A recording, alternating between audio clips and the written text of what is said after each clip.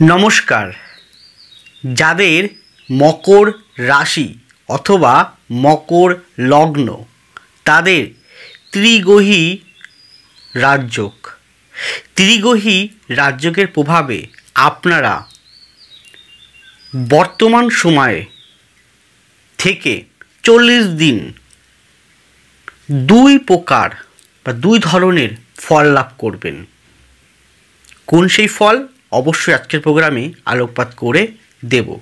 জানতে হলে আমার সাথে শেষ পর্যন্ত থাকুন, পুরো প্রোগ্রামটি দেখুন। সুতরাং প্রোগ্রামটি কন্টিনিউ করার পূর্বে পরবর্তী প্রোগ্রামগুলোকে অতি সহজে পাওয়ার জন্যে আমার চ্যানেলটিকে সাবস্ক্রাইব করুন এবং পাশে থাকা বেল আইকনটি অবশ্যই প্রেস করবেন। আসুন তাহলে শুরু করা যাক আজকের মূল আলোচ্য পর্বে। ত্রিগ্রহী রাজযোগ মকর সাপেক্ষে দৈবভাবে, কোথায়? পঞ্চম ভাবে। কে? দ্বাদশপতি ও তৃতীয়পতি দেবগুরু বৃহস্পতি অবস্থান রয়েছে, থাকবে 3 নম্বর নক্ষত্র নিয়ে। মকর সাপেক্ষে রাজ্যকারী প্ল্যানেট কে? শুক্র।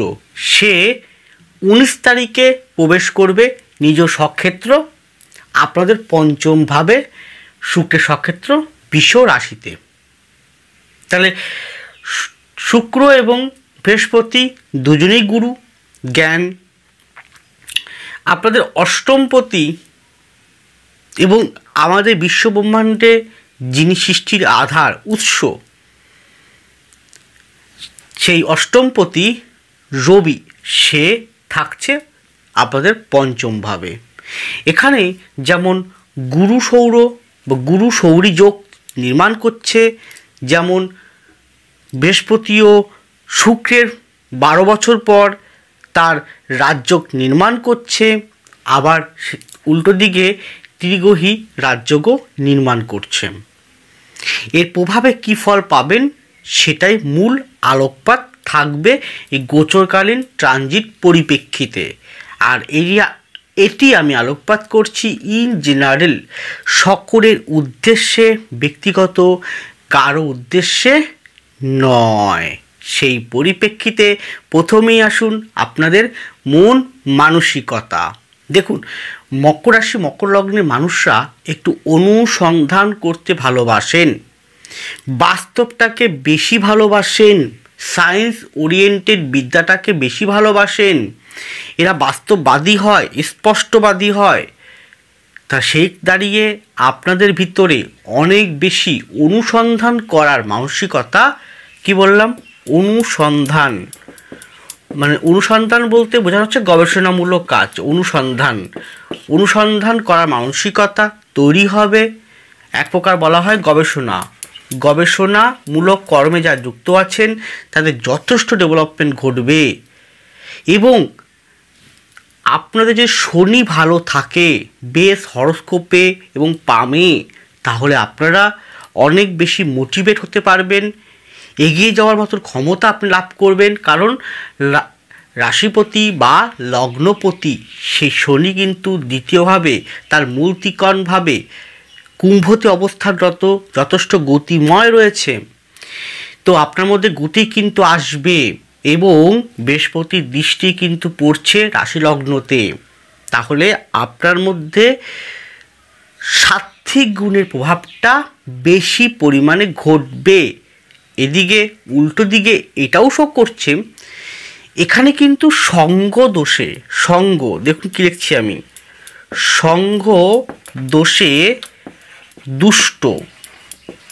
দুষ্ট হওয়ার প্রবল যোগ কিন্তু শো করছে।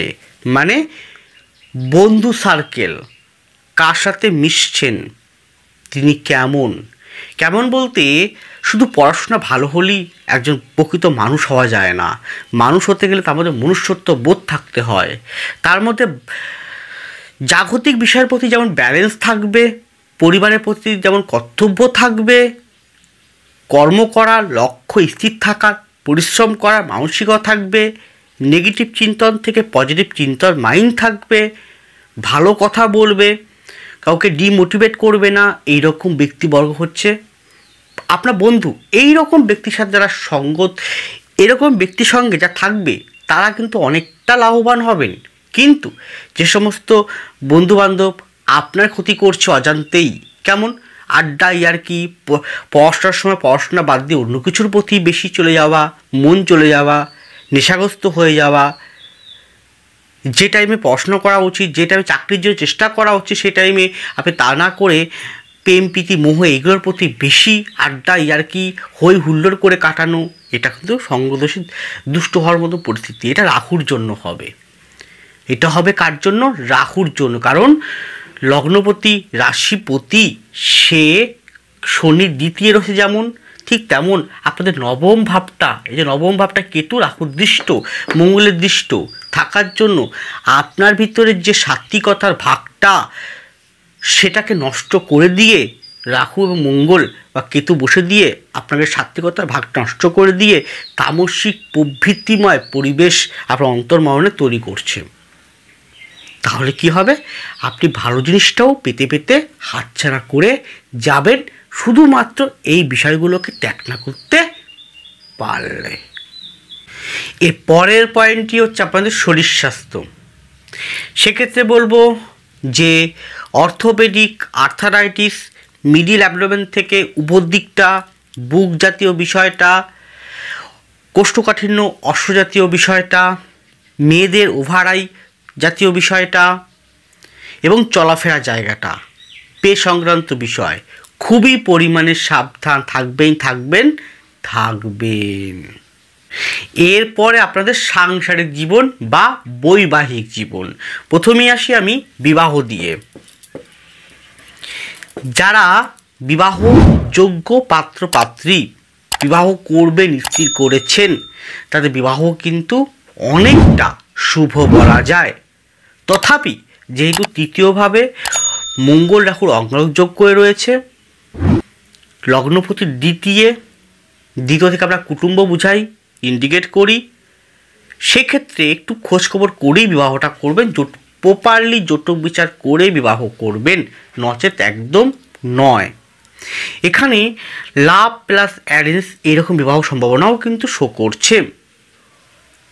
এবার আসি যারা এখানে বিবাহ করবেন স্থির করেছেন কিন্তু কোনো একটা আইনগত সমস্যা নিয়ে ঝুলে আছে, আইনগত জটিলতার মধ্য দিয়ে আপনি চলছেন, আইনগত কোনো সমস্যার কারণে বিবাহ করতে পারছেন না, তাদের ক্ষেত্রে অনেকটা সুইটেবল হবে আইনগত সমস্যা মিটে যাওয়ার। কিন্তু যেহেতু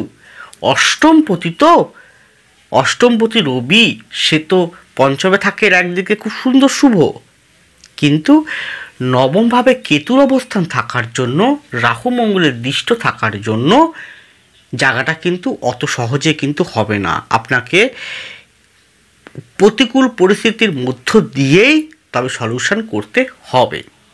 গেল এরপরে। এবার আসি যারা অলরেডি সন্তান নেবেন, মানে আপনি একজন বিবাহ হয়ে গেছে, অনেক বছর হয়ে গেল, ভাবছেন সন্তান নেবেন, বা দ্বিতীয় সন্তান তৃতীয় সন্তানের ক্ষেত্রে একটু সমস্যা হতে পারে, কিন্তু প্রথম সন্তান নেবেন ভাবছেন, তা সেক্ষেত্রেও সন্ততি হওয়ার যোগ কিন্তু রয়েছে, ভালো রয়েছে, নিতে পারেন। তথাপি ডক্টরের পরামর্শ নিয়ে তবেই কিন্তু নেবেন। এরপরটা হচ্ছে আপনার সন্তান অলরেডি আছে, তারা অনেক বড় হয়ে গেছে, সেই সন্তানরা যাতে ভুল পথে না যায়, সঙ্গদোষে না দুষ্ট হয়, সেদিকটা পিতামাতার, আপনি মকর রাশি মকর লগ্নের জাতক জাতিকা আমার প্রোগ্রামটি দেখছেন, তাহলে আপনার সন্তান যেন চঞ্চলতা, ধৈর্যহীনতা, খিটখিটে, অবিশ্বাসজনিত সমস্যা, কাউকে বিশ্বাস করতে পারছে না, একটু ভুল সঙ্গদোষে পড়ে গেল, প্রেমপ্রীতি, এমন করে প্রেমপ্রীতি করলো যেটা ওর পক্ষে হিতকারী নয়, ওর পড়াশোনাকে ড্যামেজ করছে, পরিবারটাকে মানসম্মান ডুবাচ্ছে, নিজের ক্ষতি নিজেই করছে, এইরকম সন্তানকে বুঝাতে হবে। পারলে সন্তান হরোস্কোপটি প্রপারলি কাউকে দিয়ে বিচার করাতে হবে এবং সেই গাইড অনুযায়ী আপনাকে চলতে হবে। এটাই কিন্তু একমাত্র সলিউশন।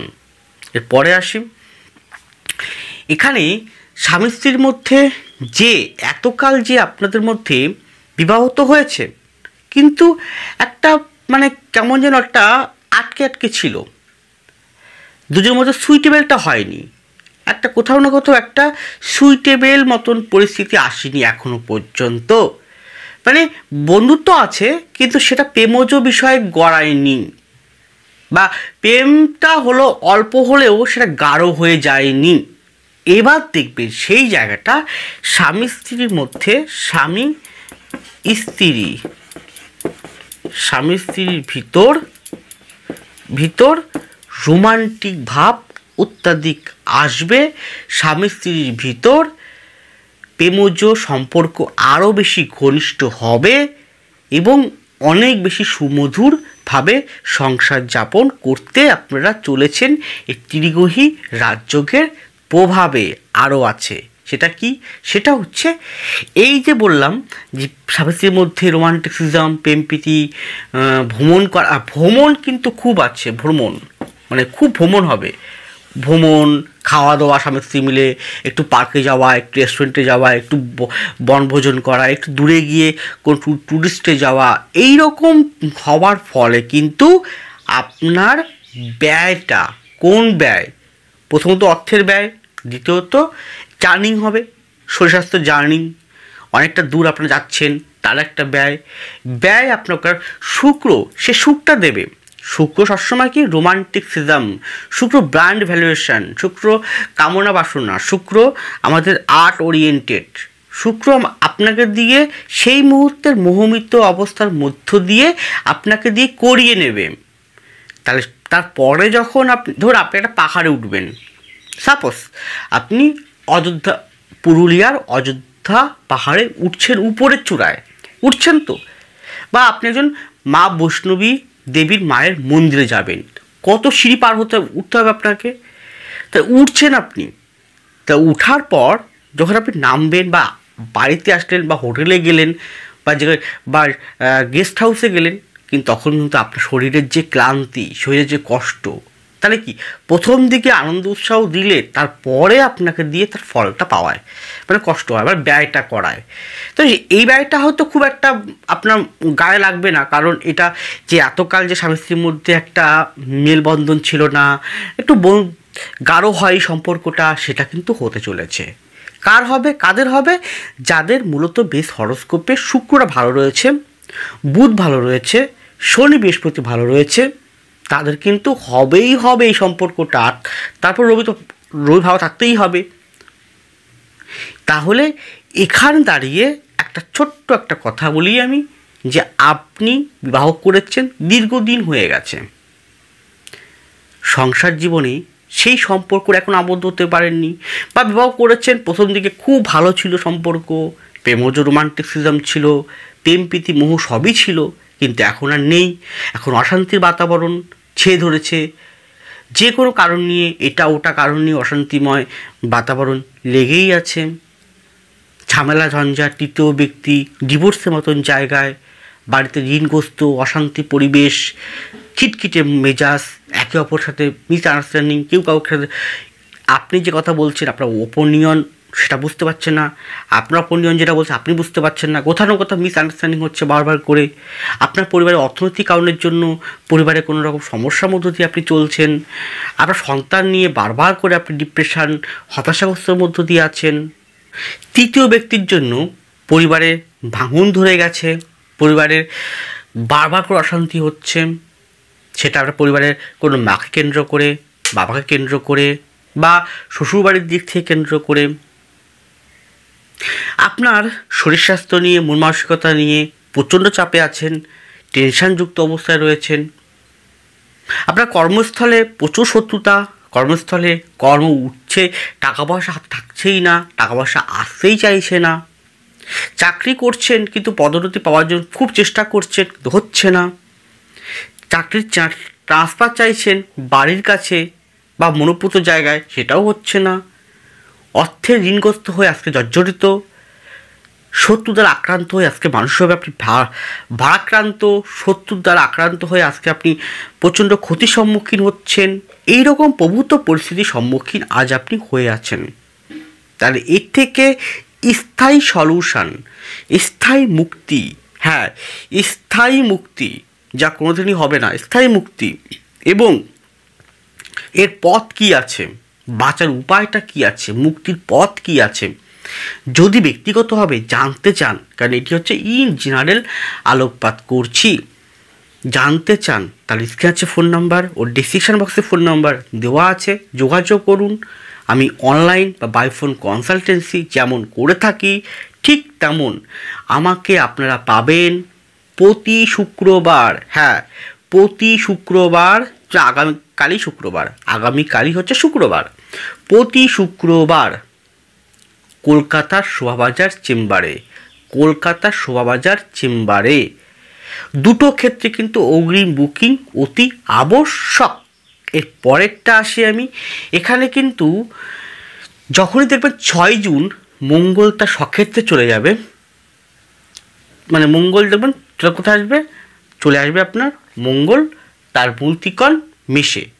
তাহলে জুন মাসের 1-2 তারিখ বা 9 তারিখের পর থেকে আরও দেখবেন যে 40 দিনের মধ্যে আপনার বাড়ি হওয়া, জমি কেনা, বাড়ি চেঞ্জিং করা যোগ কিন্তু ভালো শো করছে।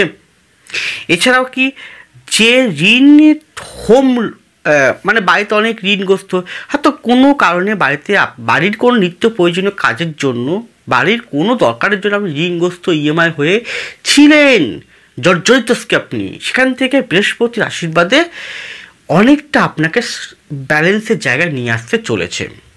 কতটা হবে সেটা আপনার হরোস্কোপ শেষ কথা বলবে। ওভারঅল কিন্তু বলতে পারি শুধুমাত্র সংসার জীবনের ক্ষেত্রে ওই তৃতীয় ব্যক্তি এবং আপনার সন্তান ভুল পথে না যায় সেদিকটা, আর শত্রু, গোপন শত্রু, একদম কাছের মানুষই, নিজের কাছের মানুষের শত্রু, এরকম ব্যক্তির থেকে সাবধান থাকুন, দেখবেন অটোমেটিক আপনার জন্য ভালোই এগিয়ে চলছে পরবর্তী সময়টা। লাস্ট পয়েন্ট, আপনাদের কর্মজীবন, অবশ্যই অর্থনৈতিক জীবন। এই জায়গাটা বলতে পারি দশমভাবে অধিপতি পঞ্চমভাবে যাচ্ছে, দশমের অষ্টমভাবে। এখানে যারা অকাল্ট বিষয়ে পড়াশোনা করছেন বা প্র্যাকটিস করছেন তাদের যথেষ্ট ভালো ডেভেলপমেন্ট হবে।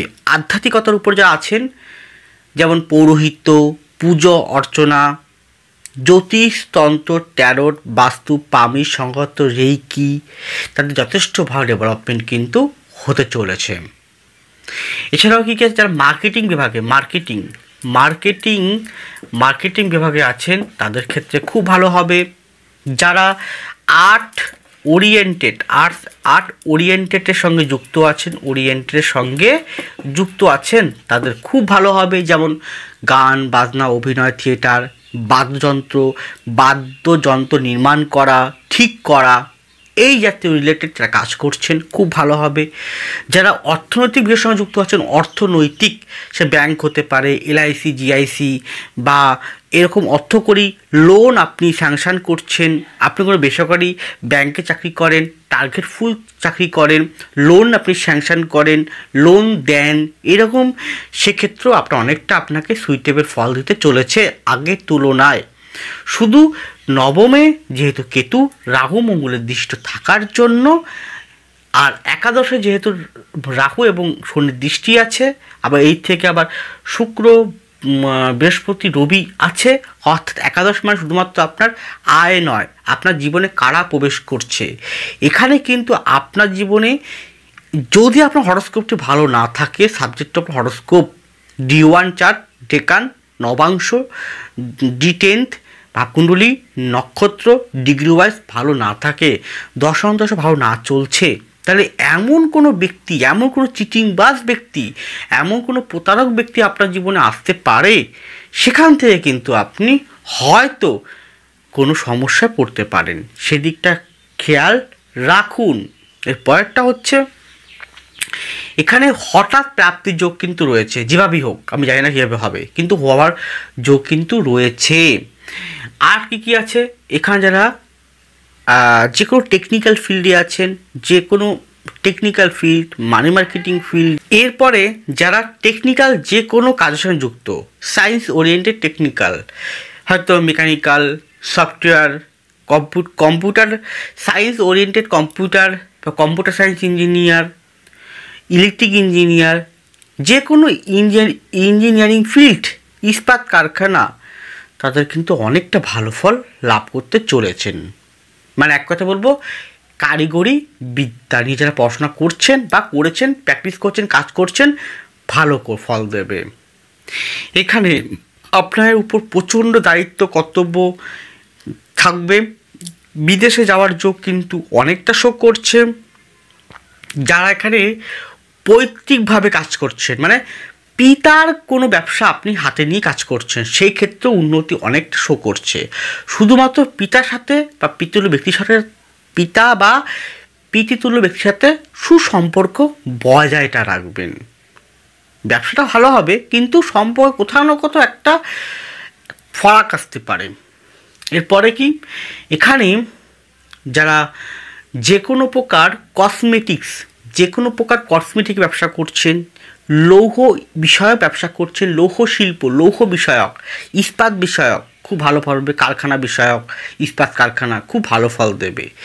এছাড়া শৌখিনত্ব বিষয়ক, কাঠ ওরিয়েন্টেড, ভূমিজ মাটি খনন, পেট্রোলিয়াম, কেমিক্যাল কোনো বিষয়, রসায়ন কোনো বিষয়ে কাজ করছেন, সায়েন্স ওরিয়েন্টেড অনেকটা সুইটেবল ফল দেবে।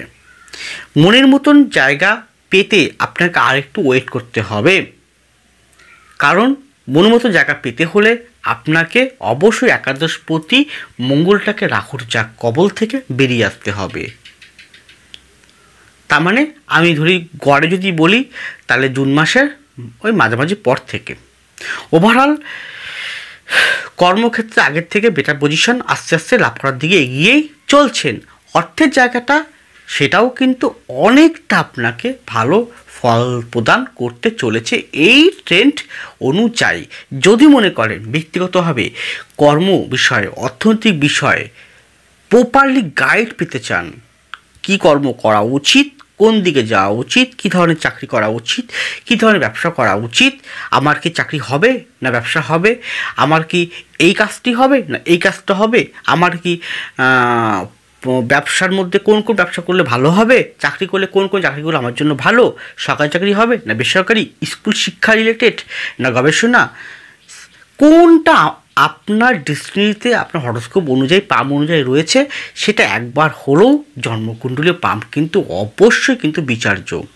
সেটাকে ভালোভাবে নিখুঁত আকারে যদি মনে করেন, তাহলে অবশ্যই স্ক্রিনে ফোন নাম্বার ও ডেসক্রিপশন বক্সে ফোন নাম্বার দেওয়া আছে।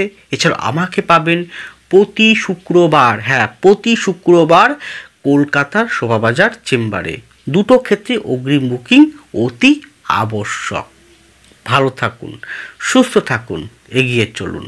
নমস্কার, জয় মা তারা।